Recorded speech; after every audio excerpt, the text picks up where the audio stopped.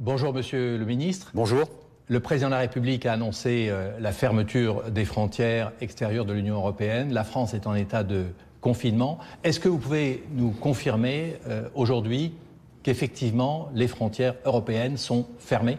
Oui, les frontières de l'espace Schengen et les frontières de l'ensemble de l'Union européenne sont fermées depuis la décision qui a été prise en Conseil européen hier, sur l'initiative d'ailleurs du président de la République. Et donc aujourd'hui, tout citoyen non européen n'est pas autorisé à rentrer sur l'espace ainsi défini. Il faut éviter au maximum tout déplacement, parce que c'est le déplacement qui assure la propagation du virus.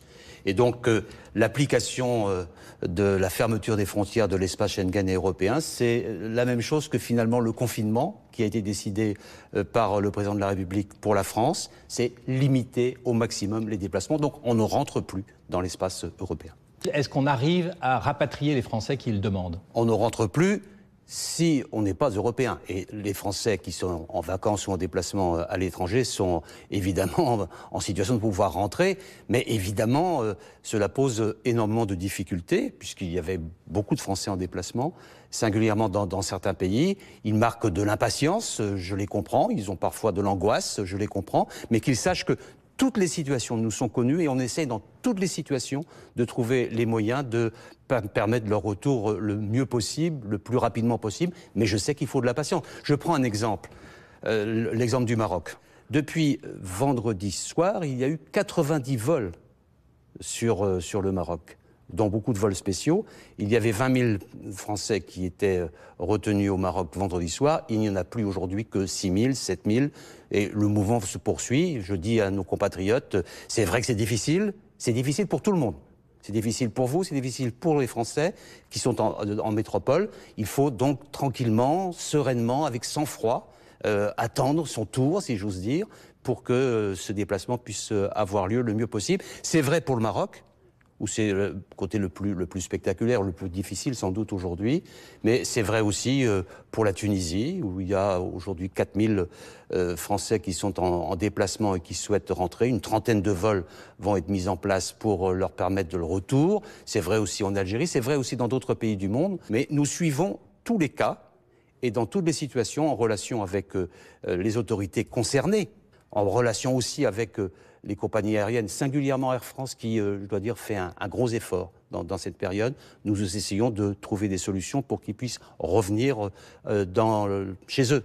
Parce que le sujet, c'est que chacun reste chez soi. Est-ce que tous ces Français bloqués actuellement pourront être rentrés d'ici la fin de la semaine? Nous faisons tout pour que ce soit le cas.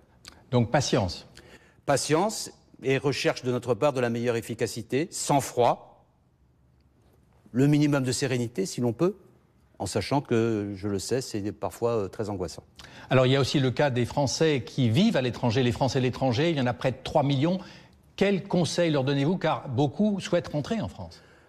Pensons que pour leur propre sécurité et pour lutter contre ce virus, il faut rester chez soi. Et si le chez-soi, c'est à l'étranger, qu'on reste dans son chez-soi à l'étranger pendant cette période difficile, sauf si leurs conditions sanitaires devaient poser problème, et à ce moment-là, il faut qu'ils s'adressent directement à l'ambassade ou au consulat pour envisager leur retour. Mais le principe de base, c'est que quand on est chez soi, on reste chez soi. Que l'on soit en France, que l'on soit en Europe, que l'on soit ailleurs dans le monde, on reste chez soi. En tout cas, c'est un test pour l'Europe. On peut dire aujourd'hui que l'Europe est en quarantaine. Est-ce que la coordination est suffisante ou pas? Parce que jusqu'à présent, c'était plutôt du chacun pour soi.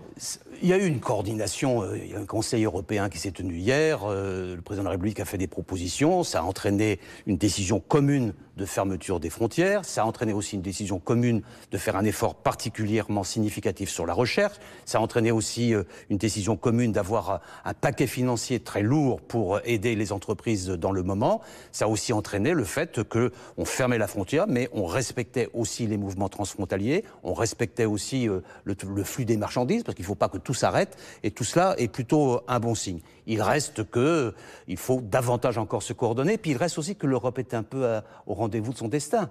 Face à une crise qu'on n'a jamais connue, il faut qu'elle intègre tout ce que ça signifie d'être dans le même espace. En tout cas, où il y aura une prise de conscience européenne dans cette épreuve, ou alors l'Europe aura abandonné son destin. Je voudrais faire observer aussi un élément important de solidarité. Puisqu'il y a un mois, lorsque la crise s'est déclenchée dans le Wuhan, nous avons apporté en Chine, nous avons apporté nous-mêmes notre forme de solidarité à l'égard des autorités chinoises en livrant du matériel de protection. Les Chinois, qui commencent progressivement à sortir de ces difficultés, nous ont renvoyé la solidarité. Et aujourd'hui, s'est posé un avion chinois avec du matériel de protection. Il y en aura encore un autre demain. Je pense qu'il faut le signaler. Ce sont essentiellement des masques, des gants et des mesures de protection, des outils de protection significatifs. Ça montre que la solidarité, elle peut aussi s'exercer là. Et quand on fait un acte de solidarité à un moment, on peut avoir un retour. C'est un bel exemple. Il y a donc 2 avions, un qui s'est posé aujourd'hui, un deuxième Ce matin, demain. un deuxième qui se pose. Et combien de masques, quels matériels sont envoyés? Des masques, des gants, il y a à peu près 1 million de masques. Oui, C'est un geste qu'il faut apprécier. Merci.